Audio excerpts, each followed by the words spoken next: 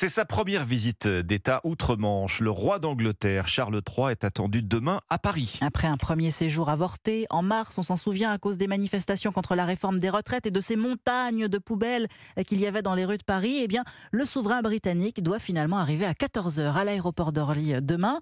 3 jours au pas de charge en France avec un programme millimétré, Jacques Serret. Oui, pour moins de 48 heures à Paris et moins de 24 heures à Bordeaux, la visite d'État de Charles III et Camilla aura nécessité des semaines, des mois de préparatifs. Chaque détail a fait l'objet d'intenses discussions entre services français et britanniques, de ces trajets à ces moyens de locomotion, en passant par le choix des mets et des vins du dîner d'État jusqu'à la sélection des personnalités que le couple royal rencontrera durant ce séjour. La France propose, la couronne dispose. Ainsi, pas de foie gras aux truffes, comme l'appréciait Elisabeth II, Charles l'ayant banni de toutes les résidences royales.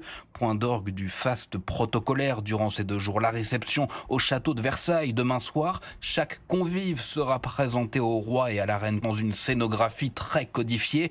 La tradition prévoit par exemple que la première dame effectue une révérence devant Charles et Camilla, même si une poignée de main est jugée par Buckingham Palace tout aussi polie. En revanche, surtout pas de bise, ni de baisement ou d'accolade. Jacques Serret du service politique d'Europe.